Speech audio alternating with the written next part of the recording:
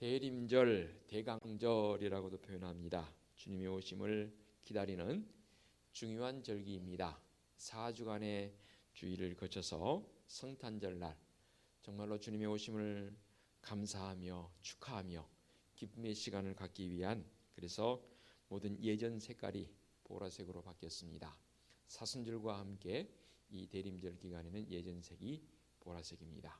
그만큼 엄숙함과 경건함을 우리의 삶 속에서 드러내 보여야 하는 그런 상징적 색이 되겠습니다. 오늘 주신 말씀을 통해서 전도하라는 명령이라는 제목으로 은혜의 자리로 나갑니다.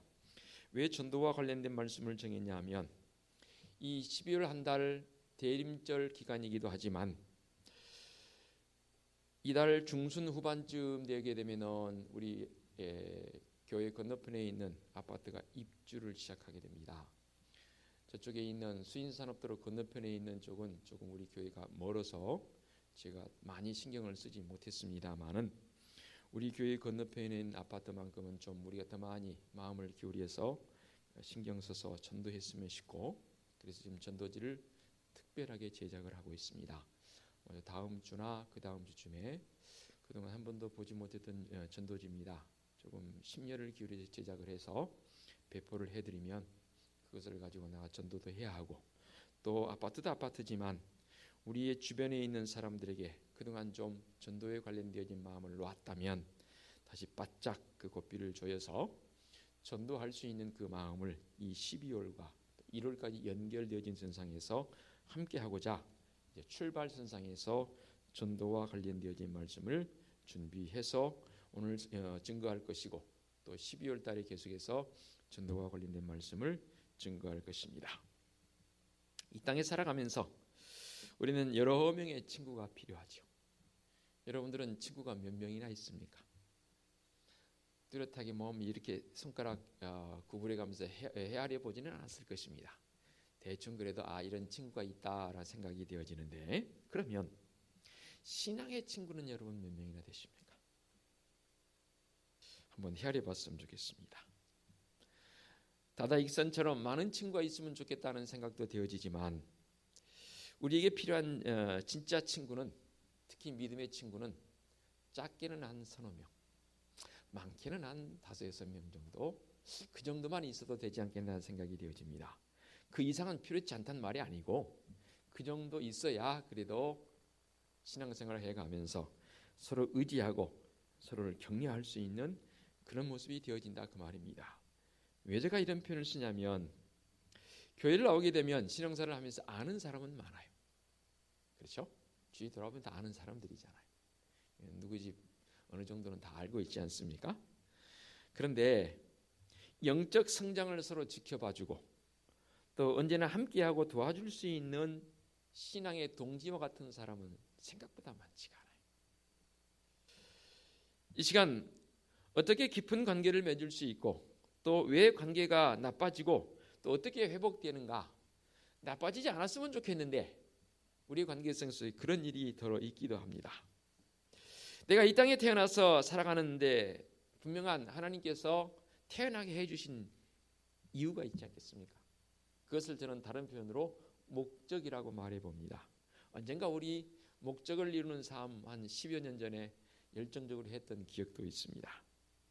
그렇습니다. 소명감을 가지고 이 땅에 태어났습니다.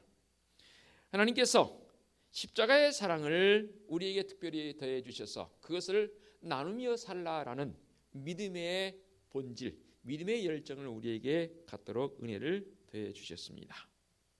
왜 이것을 우리에게 원하실까요? 하나님께서는 모든 인류가, 모든 족속이 사실 한 가족이기를 원하십니다. 즉 다른 말로 말한다면 구원받기를 원하신다 그 말입니다. 우리 하나님께서는 어느 누구도 사랑하지 않은 사람이 없습니다. 다 우리 하나님께서 사랑하신 줄로 믿습니다. 아니에요? 아무리 좀 이렇게 아침이라도 좀 이렇게 장단을 좀 맞춰줬으면 좋겠어요. 하나님께서는 어느 한 사람도 사랑치 않는 사람이 없습니다. 다 사랑하신 줄로 믿습니다. 삶의 목적이 없어 보이는 사람 있나요? 없어요. 돌 하나도 풀 한 뿌기도 하나님께서 그냥 만들지 않으셨다 그 말입니다. 또 하나님께서는 예수 그리스도를 나를 대신해서 십자가에 못 박혀 죽이기까지 하셨는데 이 십자가의 사랑을 온 인류에게 누구든 다 증거되어지기를 원하신다 그 말입니다. 즉 복음을 듣기를 원하신다 그 말입니다. 이 세상은 나 혼자 사는 게 아니더라고요. 하나님께서는 여러 사람과 함께 살아가도록, 더불어 살아가도록 우리를 만들어 주셨습니다. 오늘 이 시간 우리에게 주신 말씀 가운데 27절에 이렇게 말씀하십니다. 오직 너희는 그리스도의 복음에 합당하게 생활하라. 이는 내가 너희에게 가보놨다 하였으나 너희가 한 마음으로 서서 한 뜻으로 복음의 신앙을 위하여 협력하는 것과 라고 말씀하고 있습니다. 이 말씀 가운데에서 한 마음으로 한 뜻으로 복음의 신앙을 위해서 협력할 것을 권고하고 있는 그런 말씀이 되겠습니다. 하나님께서 우리를 사랑하신다라고 말씀하셨는데, 그러면 하나님께서 우리를 사랑하심에 대한 부분을 아직도 이 사랑의 은혜를 알지 못하는 자들에게 어떻게 전할 수 있냐 그 말입니다. 어떻게 다른 사람과 함께 이 일을 담대하게 증거할 수 있냐 그 말입니다. 그래서 빌립보서 1장 5절에 이렇게 말씀합니다. 너희가 첫날부터 이제까지 복음을 위한 일에 참여하고 있기 때문이라 라고 빌립보 교회 성도를 향해서 칭찬하고 있습니다. 첫날부터 이제까지 복음을 위한 일에 참여하고 있는 빌립보 교회 성도들, 우리 은혜수 교회 성도도 마찬가지라고 보여집니다. 이 복음을 위한 일에 모두가 다 참여하고 있는 줄로 믿습니다. 특별히 오늘 말씀을 통해서 강조하고자 하는 것은 뭐냐면 이 복음을 위해서 참여하는 일에 구체적으로 우리의 삶 속에서 어떻게 해야겠냐 그 말입니다.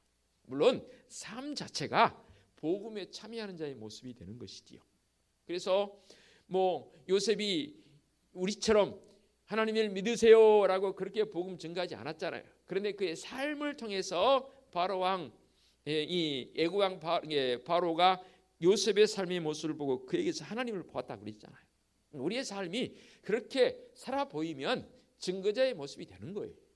그렇지만 좀 더 열정을 가지고 내 삶의 모습이 또 그렇게 되기도 하지만 진짜 내 입술을 벌려서 때로는 전략적으로 아직도 하나님의 그 크신 은혜와 사랑을 알지 못하는 자들에게 다가가야 된다 그 말입니다. 다가가기 위해서 가장 먼저 뭘 해야 합니까? 그냥 다가가면 그 사람들이 다 복음을 받아들이던가요? 물론 우리 고구마 전도에 과거에 배워서 알잖아요.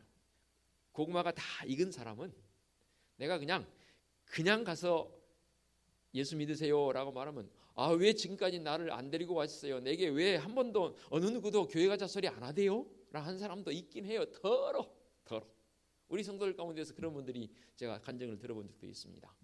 아니 어느 누구도 나에게 교회 가자는 사람이 없어서요. 저 솔직히 교회 가고 싶었는데 혼자 가기는 쑥스럽고, 그런데 어느 날 누군가가 내게 와서 교회 가자고, 그 교회 가자는 말이 너무 반가웠다고. 그렇게 무르익어 있는 사람도 있긴 해요, 우리 주변에. 그러나 대부분은 그렇지 않아요. 대부분은 우리가 정말로 기도하면서 정성을 들여야만 주님의 사랑을 받아들이고 주님 앞에 나와 예배할 수 있는 예배자의 모습으로 변하더라 그 말입니다. 먼저 믿지 않는 사람들에게 그들에게 복음을 증거하기 위해서는 그냥 다짜고짜 가면 되는 것인가? 그래도 되겠지만 그것보다는 준비되어진 모습이 있어야 합니다. 무엇을 어떻게 준비해야 하나요? 먼저 기도해야 합니다.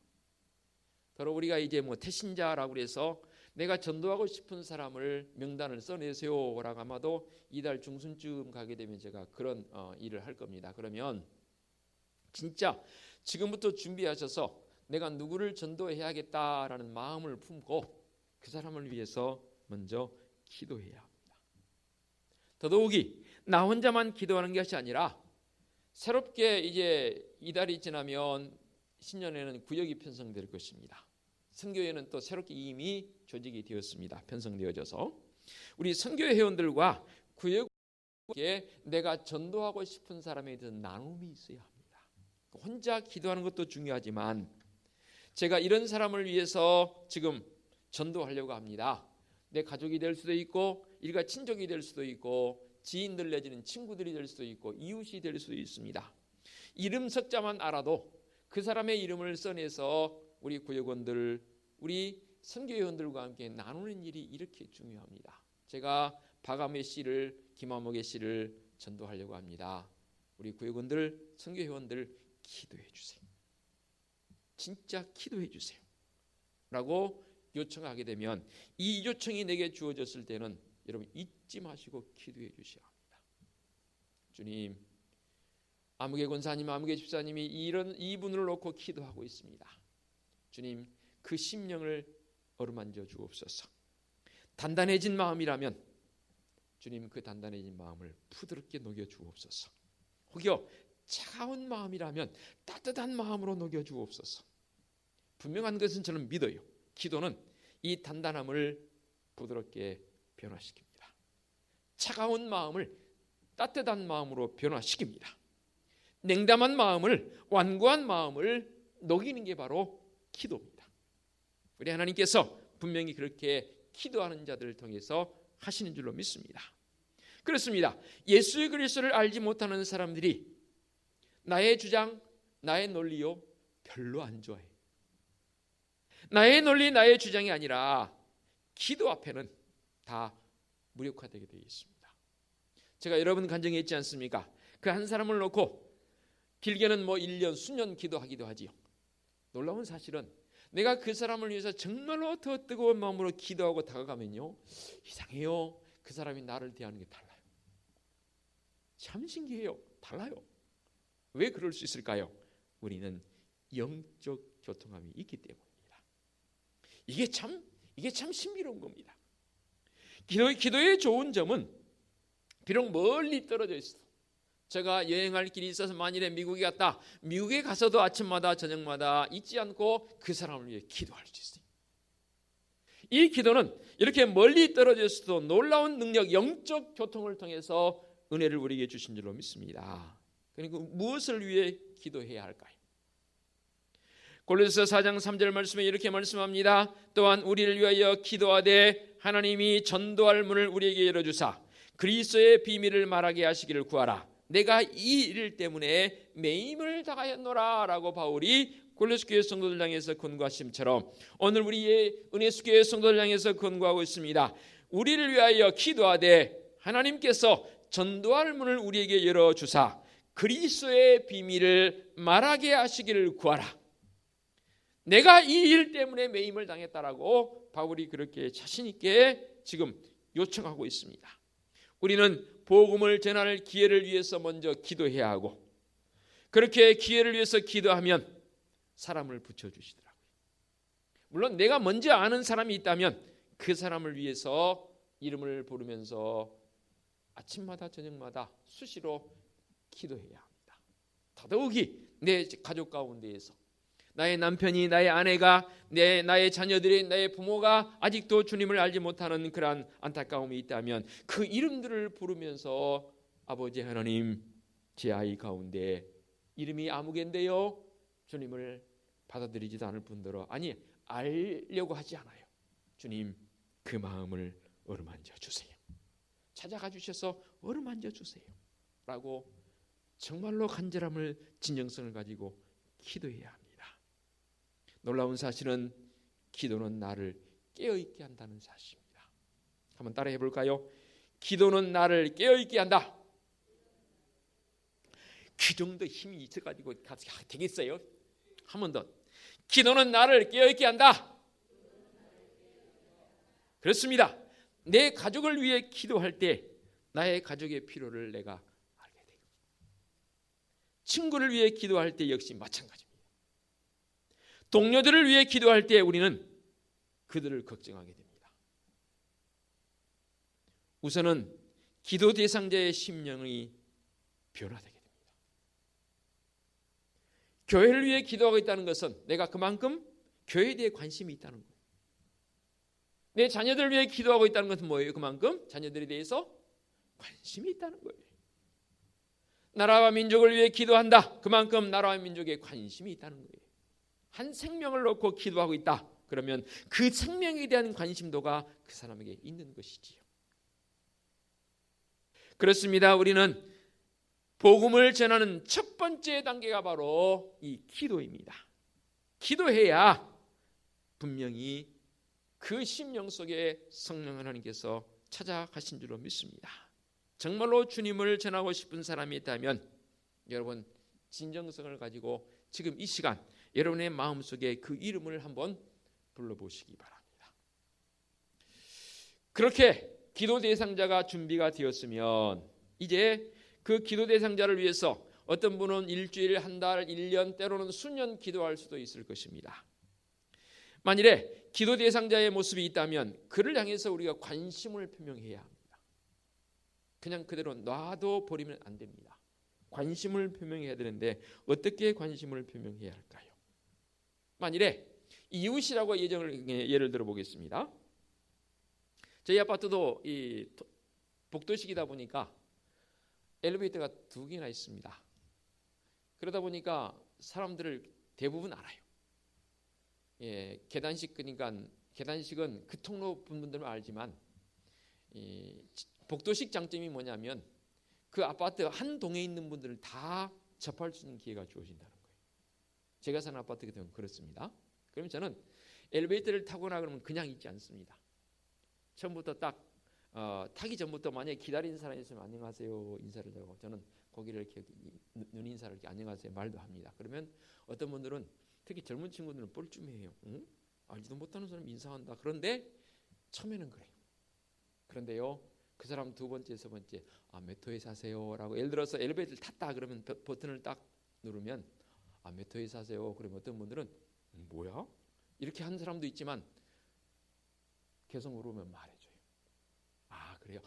그 호실에 얼마 전에 이사 오셨지요? 왜냐하면 대부분 알거든요. 이사할 때 저도 관심을 갖거든요. 12층 몇 호 이사 가네. 그러면 나중에 기억이 돼요. 그분이 얼마 전에 이사 오셨죠? 어떻게 아세요? 얼마 전에 이사 간 걸 봤거든요. 거기까지만 말하는 거예요. 그러면서 오늘 날씨가 좀 추워진 것 같아요. 그죠? 그러면 이상하게 그 사람의 몸을 이렇게 움츠려요. 이게 반응이에요. 그냥 예 이런 사람도 있지만 오늘도 날씨가 덥죠. 이거 더운 것 같아. 사람들이 가만히 있다가 더운 것 같아. 그럼 괜히 이렇게 하더라고요. 그게 뭐냐면 서로 공감대가 형성이 되는 거예요. 제가 먼저 내리는 경우는 조심히 올라가세요. 이렇게 안녕히 가세요. 또는 이렇게 먼저 내리는 경우 밤 같은 경우는 좋은 밤 되세요. 이렇게 인사를 하는 거예요. 그게요 아무것도 아닌 것 같아도 굉장히 중요한 문제입니다. 근데 나중에 그분들이 저를 알아요. 먼저 알아보고는 목사님이시죠? 그러면 그때 제가 물어요. 교회 다니시냐고. 그러면 안 다닌다고 예 은혜스교회 저기 있는데요. 우리 교회 한번 오세요. 그렇게 말할 수도 있고 교회 잘 다니신 분들 어느 교회 다니세요? 그러면 어디 교회 다니나? 이 교회 잘 다니세요. 제가 또 들어 생각나면 기도할게요. 하면서 어떤 분들은 제가 이름을 물어보기도 해요. 근데 대부분 이름 모르면 조금 쑥스러워하긴 해요. 그런 관계 형성이 돼야 돼요. 관계 형성이 되어진다면 사실 그렇게 썩 깊이 있게 관계 형성이 되기는 쉽지 않아요. 그리고 나서 진정성을 가지고 사랑의 마음으로 다가가야 합니다. 왜 사랑의 마음으로 다가가야 하냐면 우리 하나님 말씀하십니다. 주님께서도 말씀하셨지요. 네 이웃을 네 몸처럼 사랑하라. 하나님께서 우리를 사랑하심처럼 우리가 이웃을 사랑하는 그 사랑의 마음이 우리 속에 있어야 한다 그 말입니다. 절대 의무감이 되었으면 안 됩니다. 네 마음속에 우러나온 사랑의 마음을 가지고 이 사랑의 마음을 표현할 수 있는 성도적 삶의 모습, 이게 바로 전도자적 삶을 사는데 가장 중요한 문제라고 생각이 되어집니다. 더 어떤 사람들은 그렇게 말하는 사람들이 있어요. 목사님 뭐 그렇게 어렵게 삽니까? 그냥 우리 성도들끼리 그냥 이 성도들만 잘 또 사랑하고 더 잘 관계를 맺으면 좋지 않겠습니까? 라고 말하시는 분도 더러 있긴 해요. 뭐 그 말이 틀린 말은 아니에요. 그러나 분명히 말씀을 통해서 우리에게 이 사랑의 증거자적 삶을 살아라고 말씀하고 있지 않습니까? 사랑의 증거자적 삶을 산다는 게 과연 무엇일까요? 왜 우리가 이 사랑을 밖으로 나가서 증거해야 하냐 그 말입니다.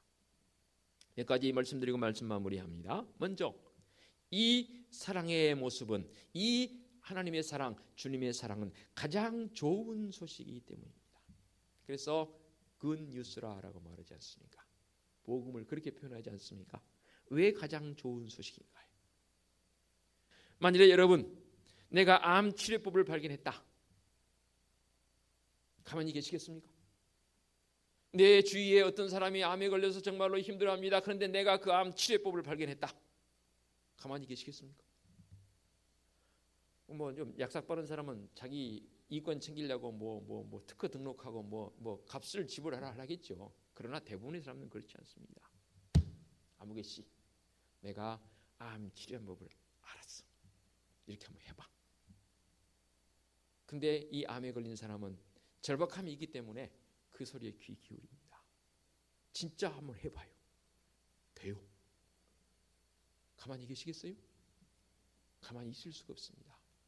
이 복음이 이 암 치료법보다 더 못하냐 그 말입니다. 하나님께서 나를 이 땅에 태어나게 해주셨는데 우연히 나를 태어나게 해주셨습니까? 아닙니다. 창세전부터 예정되어진 나의 태어남이라고 분명히 말씀하십니다. 그리고 하나님께서는 내 삶에 이 땅에 태어난 삶의 목적을 두셨습니다. 그 목적에 합하도록 우리는 영원히 살도록 지어주셨습니다. 아울러 하나님께서는 영원히 우리와 함께 살기를 원하십니다. 그런데 나의 속에 들어있는 이 죄적 요소 때문에 그 하나님을 거부한다는 말이에요. 영원한 삶을 내가 거절한다는 말이에요. 그 딱딱해져 버린, 차가워져 버린, 굳어버린 그 마음을 주님 예수 그리스도의 십자가의 보혈로 우리의 기도를 통해서 그 마음이 녹아나고 그 마음이 변화되어져서 나를 위해 십자가에 피 흘려주신 예수 그리스도 그분, 이 땅에서 하나님을 알게 되기를 원하고 이 땅에서 그 주님을 고백하게 되기를 원하시는 우리 하나님의 그 크신 사랑, 이게 바로 복음이잖아요. 이것을 나만 알고 있다? 안 되잖아요. 나만 알고 있는 게 아니라 이 좋은 소식을 다른 사람들에게도 증거해야 합니다. 그 의무성, 그 감동성이 우리에게 있다 그 말입니다. 그렇게 이 땅에 살아가면서 정말로 가장 좋은 소식, 그 어떤 소식보다도 좋은 소식인 이 복음을 나만 간직하는 것이 아니라 그것을 알지 못하는 사람들에게 다가가서 그것을 증거해 볼 수 있다는 것, 어찌 보면 우리에게 주신 특권입니다. 그렇게 가장 좋은 소식을 내 마음속에 품고 있습니다. 그렇다면 그 사람의 삶의 모습 속에는 그 품고 있는 그것으로 인해서 여러분, 사람은 사랑함에 있어서도 그 사랑의 마음을 내 마음속에 품고 있으면 어떠나요? 사람 얼굴색이 달라져요. 그렇지 않습니까? 한참 연애하는 선남선녀 아이들, 청년들 봐보세요. 예전하고 달라요. 얼굴색이 달라요. 그 사랑의 마음을 품고 있으면 사람이 달라져요. 마찬가지입니다. 하나님의 그 크신 사랑, 십자가의 사랑을 마음속에 불덩이처럼 내가 품고 있습니다. 그러면 그 사람의 얼굴 표정이 다릅니다. 그렇게 사랑의 마음을 가지고 있는 사람은 그의 삶 속에 주어진 모든 여건 속에서 감사함이 넘칩니다. 감사함이 넘친단 말은 무슨 말입니까? 정말로 하나님 중심으로 모든 것이 다 하나님의 것임을 고백하는 그 은혜가 우리에게 있더라 그 말입니다. 청소하는 집사님랑 제가 집사님 감사합니다, 고맙습니다 그랬더니 그 집사님께 제게 이러시더라고요. 목사님, 저한테 감사하다 말씀하지 마세요. 왜요? 그랬더니 아니, 하나님의 집을 봐서 내가 청소하는데 그게 감사할 일입니까? 만일에 제가 개인적으로 제가 사비를 털어서 목사님께 뭔가 드렸다면 그때 감사하십시오. 이것은 감사할 일이 아닙니다. 이것은 당연히 해야 할 일입니다. 우리 집에 화장실에 불이 켜져 있으면 사람이 없으면 불 끕니다.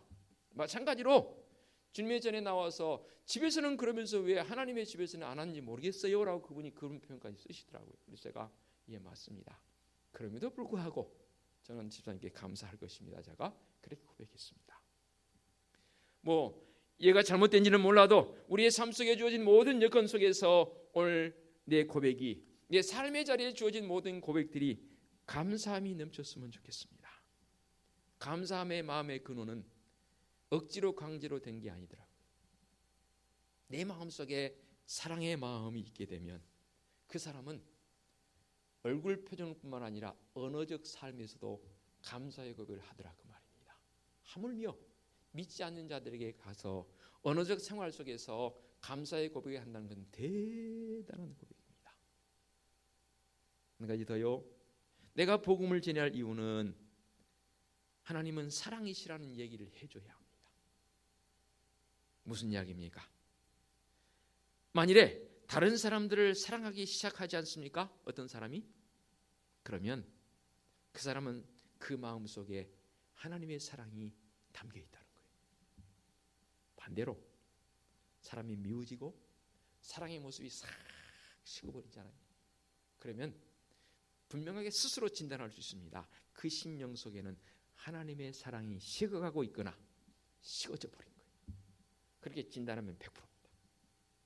다시 말하면 내 안에 하나님의 살아계심, 하나님의 사랑하심을 내가 경험한, 그리고 그것을 간직한 사람이라면 누구 벼르지 마세요. 너 두고 보자. 그런 말 하지 마세요. 벼르지 마세요. 벼르기보다는 오히려 그 사람을 축복하고 그 사람을 향해서 기도할 수 있는 그 사람, 내가 전도의 대상자로 삼은 그 사람을 향해서 내가 사랑의 마음을 가지고 날마다 기도하는데 그 사람이 변화되는 것은 너무나 당연한 일 아니겠습니까? 그럴 때 고구마 전도왕처럼 다 무르익을 때 가서 찔러보세요. 잘 익은 고구마는 젓가락으로 찔르면 어떻게 돼요? 쏙 들어갑니다. 그곳에 이 젓가락 자국이 남습니다. 그리고 그것은 꺼냅니다. 그리고 어때요? 먹습니다. 익지 않은 고구마는요, 젓가락으로 이렇게 찔러보면 어때요? 안 들어가요. 그런데 어떻게 해야 돼요? 더 익혀야 돼요. 익도록 계속 놔둬야 돼요. 계속해서 불을 떼야 돼요. 딱 익으면 그때가 또 찔러봐요. 쏙 들어가요. 그러면 교회 가자. 교회 가자 바로 데리고 나올 수도 있지만, 그래서 제가 좀 고민입니다. 우리 교회도 소그룹으로 좀 전환을 해야 되겠는데 많은 고민을 지금 안고 있습니다. 구역 모임이 사실은 우리 교회 같은 건 잘 안 되고 있거든요. 물론 다 모든 책임은 다 제게 있습니다. 구역 모임이 활성화되어야 이렇게 내가 전도할 대상자들을 구역 모임 내지는 선교회 모임에 먼저 데리고 와서, 그런 모임들은 밖에서 모이잖아요. 사실 안 믿는 사람들을 교회로 데리고 들어온다는 게 쉽지 않아요. 그리고 선뜻 발걸음을 옮기지 않아요. 그런데 만일에 저희 가정에서 권사님 아무개 가정에서 우리 구역원들이 모입니다. 많게는 4-5명, 30명 모일 때 아무개 씨 오늘 모임인데 한번 와볼래요? 집으로 초청해서 커피도 줄 수도 있고 간식을 좀 나눌 수도 있고 또 더 좋은 환경이 된다면 밖에 나가서 식사도 할 수 있고, 그런 초청을 통해 초청의 자리로 나와서 한두 번, 두세 번, 서너 번 익숙하게 되면 그때 우리 한번 교회 한번 가볼래요? 그러면 그때는 교회에 나오는 데마다 거부할 사람이 별로 없더라고요. 처음부터 바로 와서 교회로 데리고 나와서 들어오면 좋긴 하겠지만 쉽지 않더라고 말입니다. 그래서 그 사랑의 마음의 전달 방식이, 주님 앞에 나온 예배자의 모습으로 서는 그 전달 방식이 우리에게 중요하더라고 말입니다. 그리고 더 중요한 것은 내가 만난 하나님을 고백할 줄 알아야 합니다. 어떤 고백이든가요. 만일에 어떠한 참으로 힘든 환경에 처해 있을 때 그 사람을 봤습니다. 그러면 내가 그 사람에게 가서 내가 겪었던 이야기, 남에게 들은 이야기 말고 내가 겪었던 이야기를 그분들에게 해주는 거예요. 아무개 씨, 내가 그 상황에서는 참 힘들었어. 나도 그랬었어. 그런데 내가 하나님께 기도했거든요. 그런데 하나님께서 그 문제를 해결해 주시는데요. 놀라움을 경험했어요. 아무개 씨, 힘든 거 알아요. 우리 같이 가서 기도합시다. 그러면 사람들은 자기의 형편과 처지의 어려움이 있기 때문에 귀가 솔깃합니다. 이런 전도적 방법을 통해서 나아가서 증거하는 증거자의 삶을 산다는 것은 더 없는 은혜라고 보여집니다. 이제부터서라도 한번 내가 전도해야 할 대상자들을 향한 그 이름을 떠올리며, 또 여러분의 메모지에 기록할 수 있다면 기록하면 더 좋겠고, 이제 12월 중순쯤 되어지면 제가 여러분들에게 전도해야 할 대상자들의 카드 작성을 또 제가 배포할 것입니다. 그러면 같이 놓고 기도하자고요. 놀라운 은혜가 있을 줄로 믿습니다. 그 출발점, 바로 지금입니다. 전도라는 명령을 받았습니다. 그 명령 앞에 예 주님 하겠습니다라는 그러한 순종이 있는 성도들의 고백이 있어지시기를 부탁을 드리겠습니다. 기도합니다. 거룩하신 아버지 하나님, 전도라는 명령을 받았습니다. 그리스도의 복음에 합당하게 생활해 나가는 것이 무엇입니까? 그렇습니다. 굿뉴스, 놀라운 이 복음의 소식을 증거하는 것 아니겠습니까?